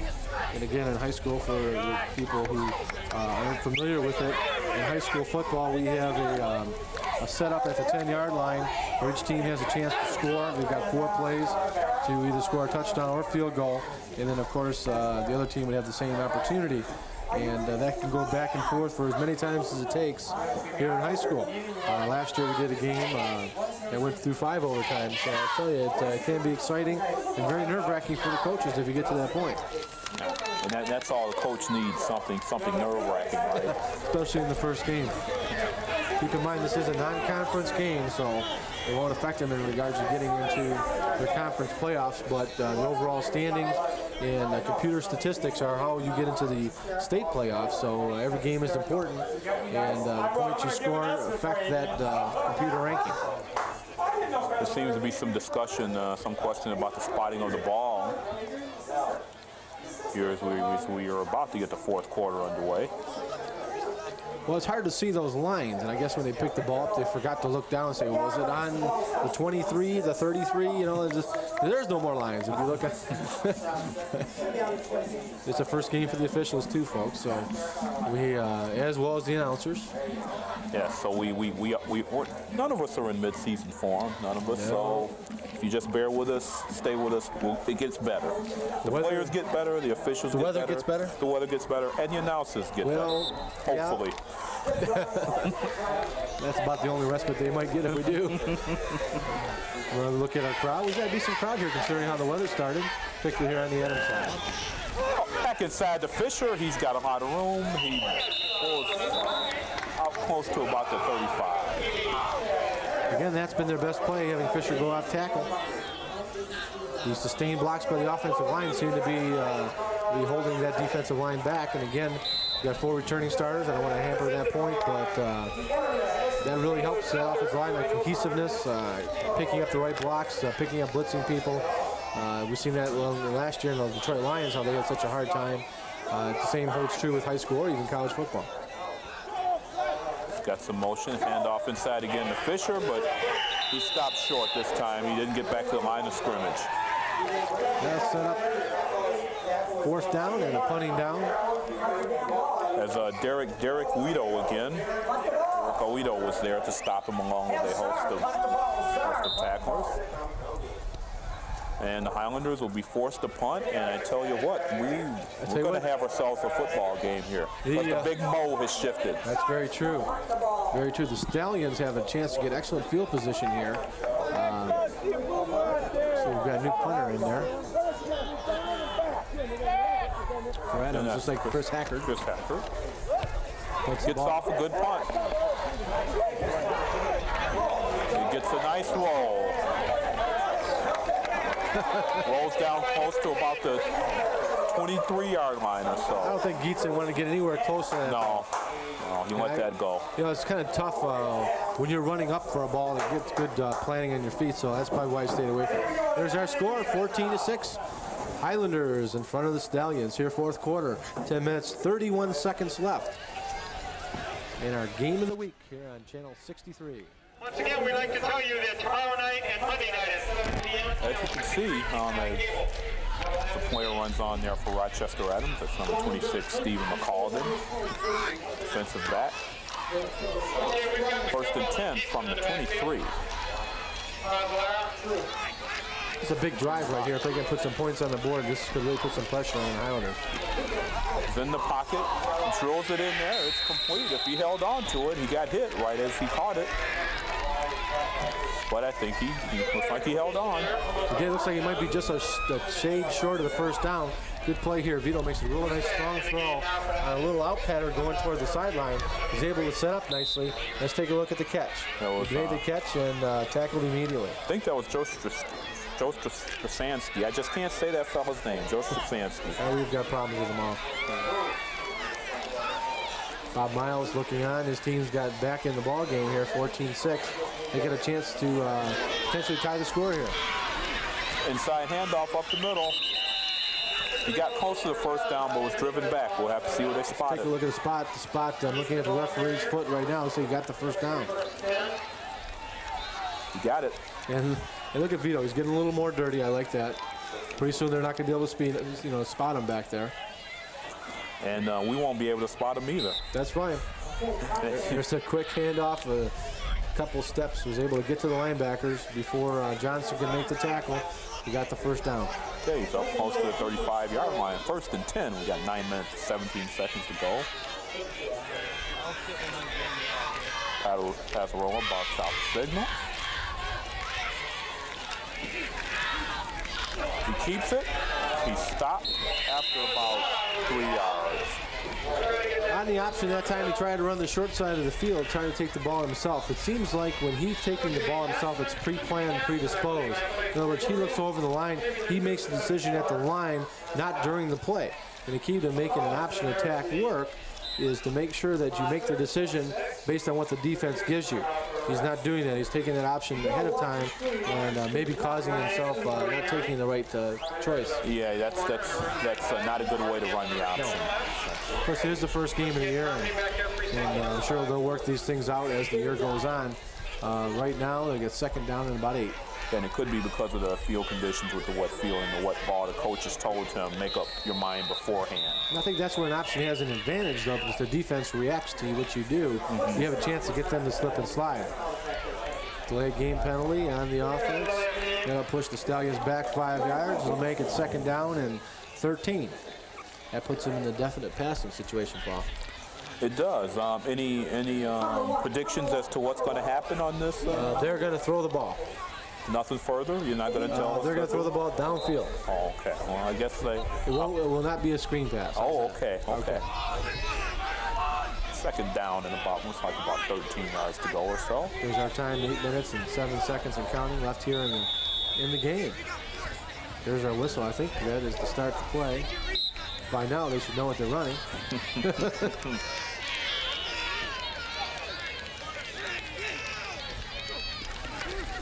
Back in the pocket, throws, it's complete.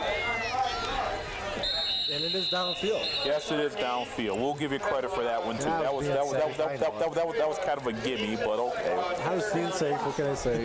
They would have spoiled my record. It's too early in the season. So Okay. When you put me on a spot like that, I had to come up with it. There's back the pass. Vito makes a nice short pass.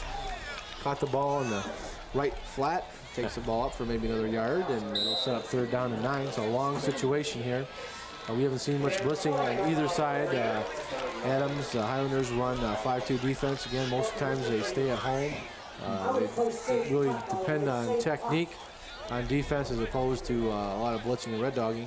So they'll probably stay home and try to cover whatever receivers are put out here. Had some movement. That was Dave Luke on that reception, by the way. Looks like we had some movement on the line. There's no call, however. If he's rolling towards his non-passing hands, he throws. It's incomplete, almost intercepted. That play was doomed from the start, I think. I'll tell you what, he made a heck of a pass running the opposite way, throwing across his body. And that's the toughest pass here in football. Now watch it right here. As he goes back, you can see him. Now watch how he throws the ball. He's running left. He's got a throw as he's running left. This is coming across his body. Waits to the last second and actually gets the ball in his hands. That ball could have been caught. It was a perfect throw. It would have been short of the first down anyways, so that does set up 4th down and 9 in a punting situation. That would have been short of the first down by about 3 yards. 6 minutes and 52 seconds to go as they decided but we had a penalty. Yep. There's that movement that you're talking about, but they're walking off a big one, Paul. This was a personal foul. Yes, sir. To me. Push, illegal push in the back, personal foul, 15 yards. You want to talk about bad timing for a penalty. There's never a good time for a penalty, but that's the absolute worst. There's the big mole right there. I'll tell you what, if they can continue this drive and score, obviously that puts the Rochester Adams Highlanders in a bad position because they had him stopped. Yep, had him stopped, incomplete pass. It was 4th and about 9 or so. 15 yards, all of a sudden they're at midfield and it's 1st and 10. Not this time. No, well, I tell you what, I really can't figure out why they call that one dead either. I didn't see if his knee ever hit the ground. Maybe that's what they're calling. But there was a pile up, and it looks like the referees are calling timeout themselves to figure out exactly what happened.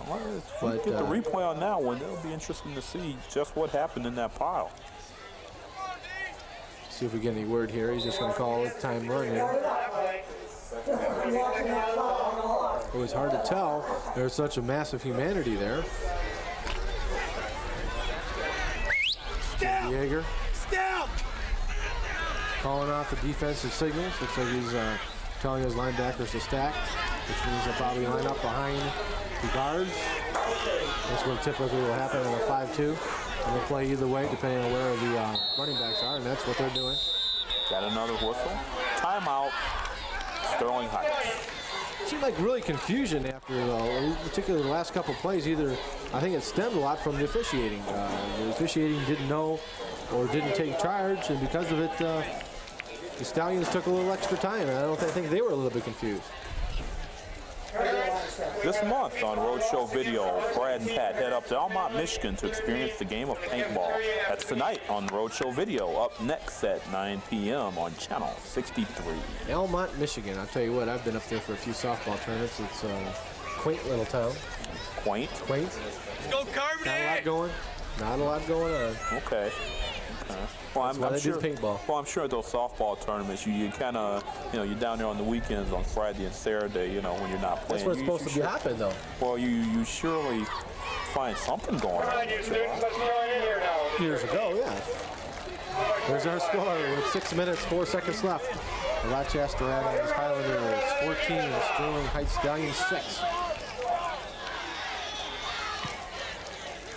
We've got second down and 12 yards to go. And maybe we'll get this play underway this time. It'll be about that. Fazzarola in the pocket, he rolls. Throws it, it's completed to his tight end, number 81. He's got some room, and he runs. He's run out of bounds at about the 30-yard line. Paul, you can see the number on that one? That was amazing. It looked like number 81. I couldn't see the number on it. That was Randy O'Fira. There's 81 right there. You can see his jersey. But it was an excellent play. And again, he's hit him 3 or 4 times here today. Let's take a look who does make the reception. As Vito goes back for the pass, he holds it back up, sets really nicely right here. You can see him set his foot just in time to make the throw. Now, let's see who made the catch. Number 21, I'm sorry. That's okay. That's David Luke, 6'3", senior. That's 2 catches for him on this drive, and I throw it back to pass. They throw it back again, and they had it set up once again, but it hit the ground. One thing to keep in mind, if that receiver is behind the quarterback, then that's a fumble, not an incomplete pass. It was almost a lateral, and that's what it would have been counted as if, in fact, he was parallel or behind him. Yeah, it looked like somebody might have got a hand on that one defensive lineman there to deflect it down. That was my concern if he threw it too far behind him, because he had to throw it around the defender. Second down, about 10 yards to go. It looks like they're just inside. Look for Neil Johnson to make a big play here. This is where he'll come through. And off up the middle. Close to the first down. I'm not going to I couldn't see that. I'm not even going to guess who that was. Good call. I see Johnson getting him up from the bottom of the pile, though. So that'll set up 3rd and short, 3rd and 1. Here's the run, quick hitter, right up the middle, goes over the center. And actually, sorry to say it, but Johnson missed the tackle.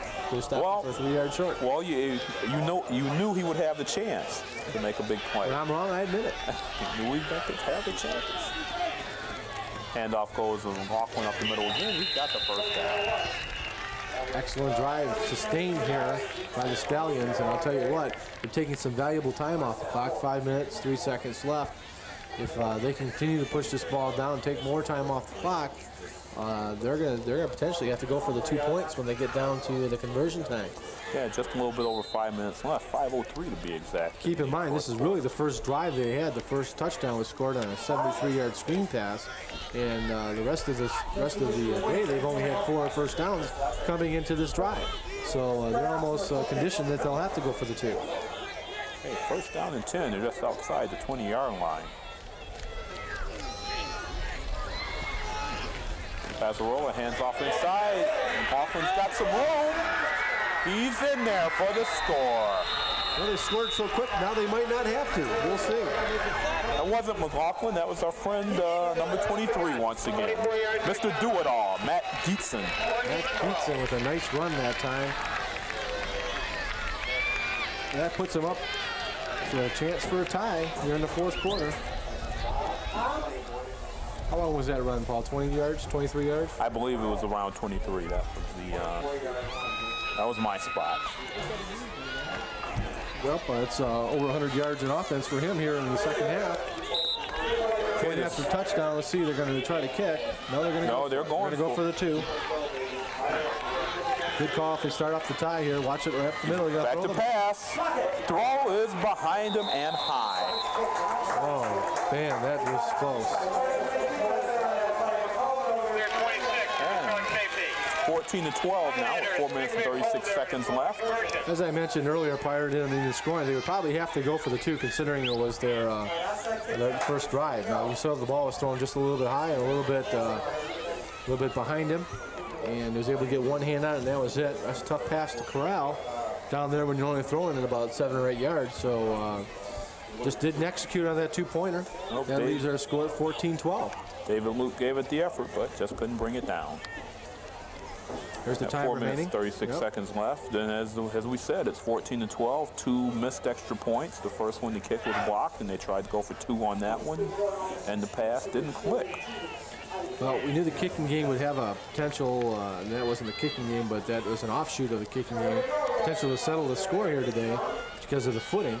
We've had some different field positions come about because of kicks and missed kicks. So as we come through at the end, they're only 2 points down. A potential field goal could put them up for the win. You see a nice shot of the moon there. Well, this was the August was the month of the blue moon, where we had 2 full moons. So how'd the Wolfman go? Oh. That was a little touchy there, Paul. And there you see the muddy conditions down on the field. An offshoot of that, down in Ann Arbor, Michigan's having a home game here. Saturday would have happened today if you're watching this game.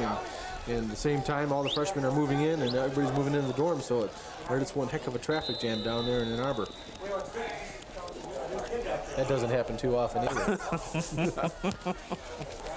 Short kickoff. Got to pick it up. Comes down to Dan Rozak. He gets points there. I'm sorry, that was Ryan Elliston. He has it up to the 20. Well, that's a live ball, Ryan. You got to pick the ball up a little quicker than that and find your blocker. Yeah. But, decent field position. Now, keep in mind, all the Highlanders have to do here is drink the ball down the field. They don't need to score. They just need to hold on to the ball, and they can end the game out right here. So what you're saying basically is Mr. Fisher should see a lot of action here in the next. If he doesn't get the first handoff, I'd be very surprised, Bob. Motion, and there he is, Fisher. He's up to about, he's over the 30. He got about 5 or 6 yards. Excellent call on first down. That's what's been working for them all day today is Fisher off tackle, Fisher up the middle.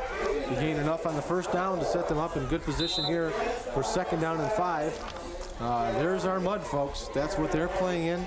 We're sitting up here in a nice press box. It's nice and dry and not in the mud, but I was prepared. I did wear my 2nd pair of shoes today and knew better. He's back to pass. This is a surprise. I don't know about this. He pulls it down and he is sacked.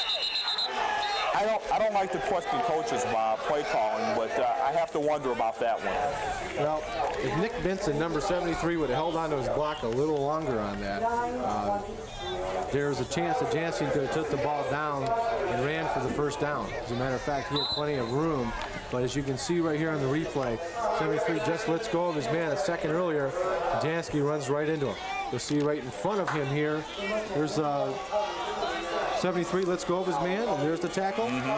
Just you can't quit. You can't quit on the play. You got to play to the whistle blows. Inside handoff. Nothing doing in there for Neil Johnson. A little misdirection that time off the wing set. Johnson coming back, trying to go off tackle, and nothing going there. That's 4th down. That means they'll have to punt. And I'll tell you what, anything can happen, Paul. 2 minutes, 44 seconds and counting left here in the game. I have to question that play call. I'm wondering about that pass. They had 2nd and 5. They should have just ran it for 2 or 3 yards and set up a 3rd and short. But we're not. Coach DeJager. Chris Hacker back in punt formation. Gets a short line drive punt, but he gets a pretty decent roll. And it's down to about the 37-yard line or so. There's still decent field position here. Sterling Heights, the Stallions, have a chance to come back and potentially take this game away from Rochester and the Islanders. 2 minutes, 12 seconds left. They've got plenty of time. They've got decent field position. Let's see if they can sustain a drive. They haven't really done it yet other than the last drive, which was their best of the game. capped off by a 24-yard run by Gietzen. Of course, the conversion for 2 points failed. Okay, we're ready. 2 minutes and 12 seconds to go. This is where it's got to happen, I believe.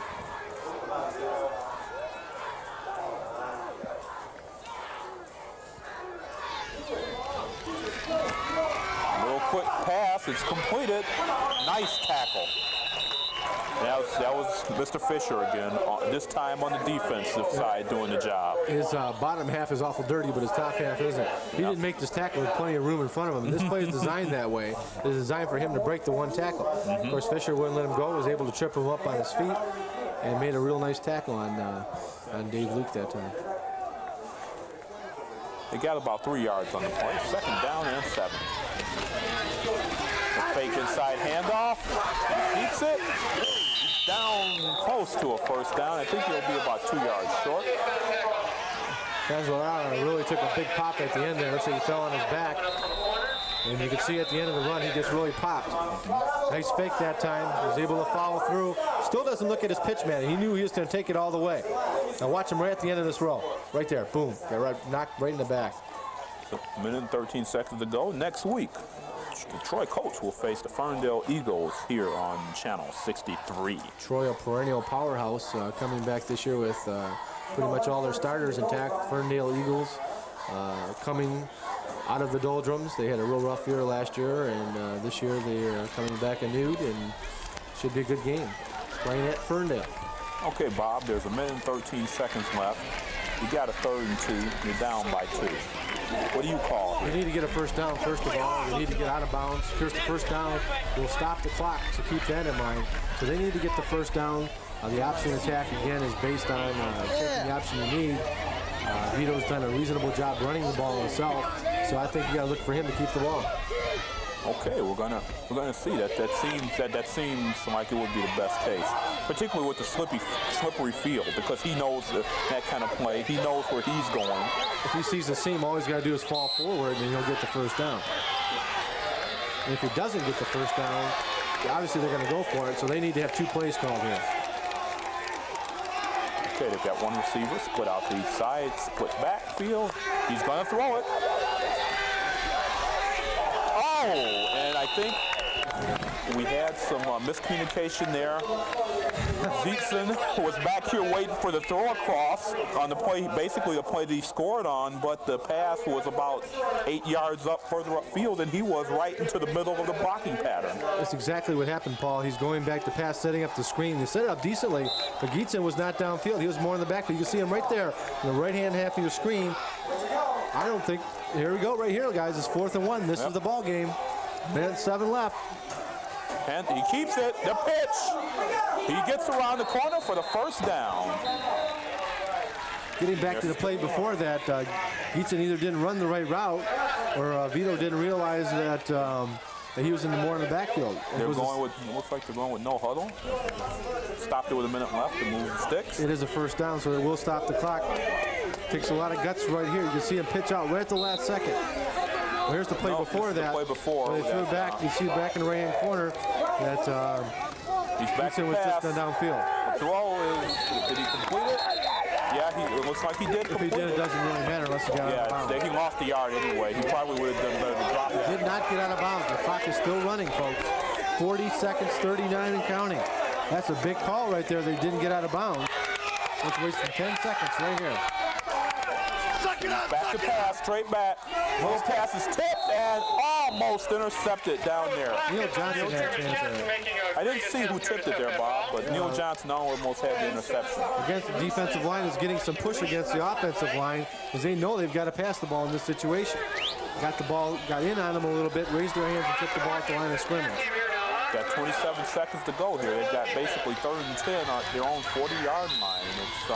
They got 2 plays, and I think, quite frankly, they need a miracle. I'll tell you what, Paul, in this situation, if they've got 4th and long, they should probably call a timeout, not call that second play. Because the clock, if they do get a 1st down, it'll stop the clock. So they need to really think about what they're going to do. Handoff up the middle. He's got room. He just got room. He's 30. He's out of bounds down at the 20-yard line. Oh, what a turn of events here, folks. 27, the clock never moved. Paul, The clock never moved. The clock never moved, folks. I'll tell you what, I don't know if they're going to catch it. Did they catch it? They're going to have to do something about that. Well, of course it didn't do. Here's the handoff. He's up the middle, cuts the ball outside. Watch the speed now take effect. This is that 4 or 5 speed we were talking about earlier. Wasn't able to get it. He points out a blocker right in front of him and gets the ball all the way down to the 20-yard line. Now it's going to be curious to see what the They pushed it down to 20. They put 20 on.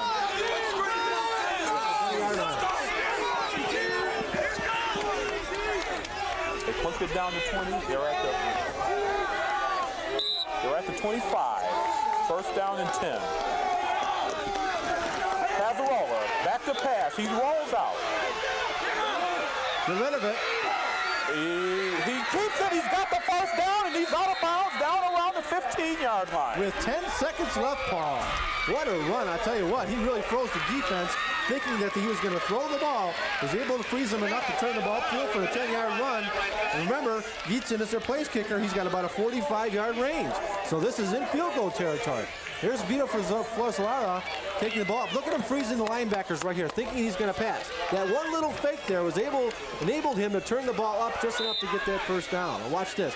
He makes the corner, makes the cut, right on the first down stick.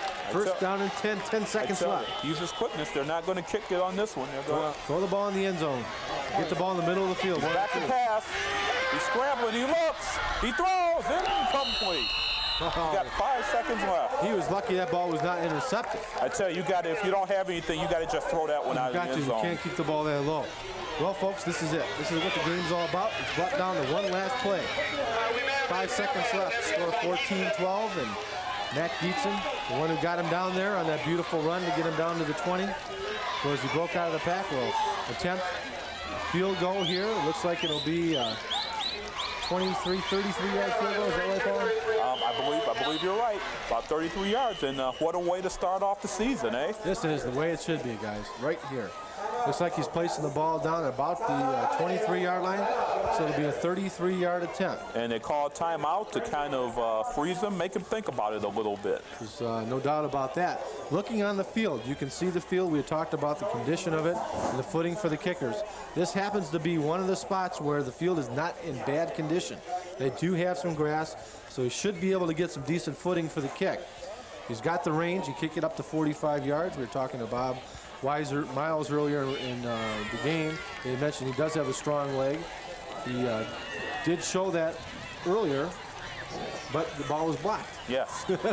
I'm sure he inflicted some pain on a defensive player, but somebody's got a bruised hand. Yeah. This is the play right here. Will another timeout be called just to try to ice it? Can't take him with you. I tell you, there will be no overtime here today. No, and you know what? That's probably good. It's probably good that it's no overtime. But I tell you what, it doesn't get. Look here, we're don't here do an overtime game in the late summer night, early September. There it is, folks. This is the ball game. 33 yards. We got some movement. And I'll go out on a limb and say that's on the offense. Hard to say. That ball might have been tipped as he was trying to snap the ball back. Let's see if we can see it. It is against Sterling Heights. There was movement, Paul. Going to push him back 5 more yards. The Stallions will have a little harder attempt at this field goal and the win. They're making now 38 yards. Let's look at the wind. There is no wind today, folks. The wind is not a factor. The flag is limp. So this will be all his leg. If he can get it, and he can get it up, then it will be a chance.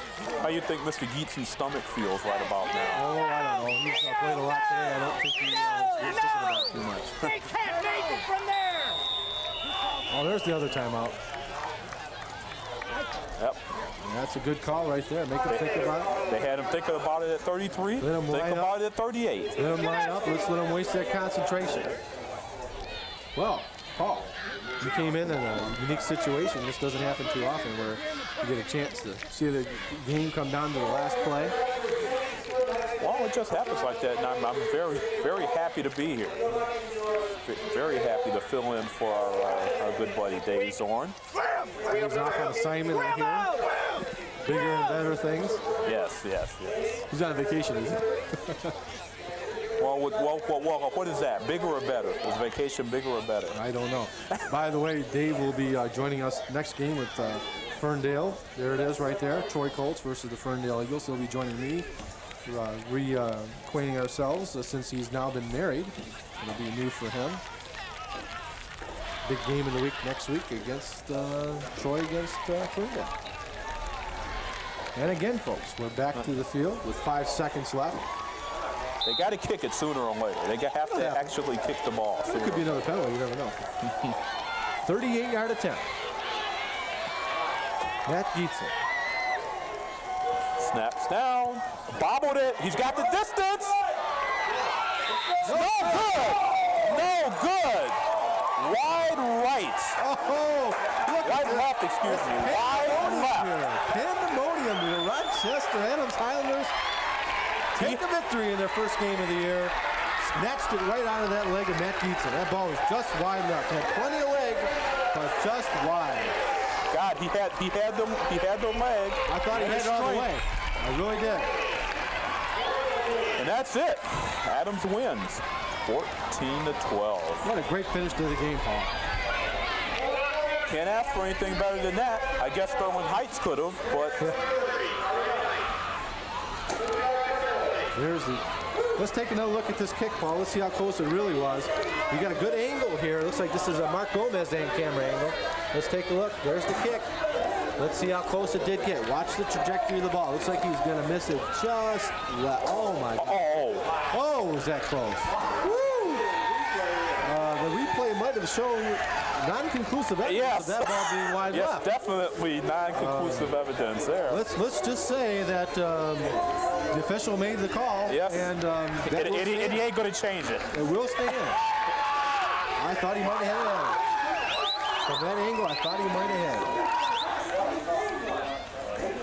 All right. It's been a pleasure bringing you this game, and we'll be right back. We'll be right back with some statistics and more commentary on the game from Mr. Griglife and myself.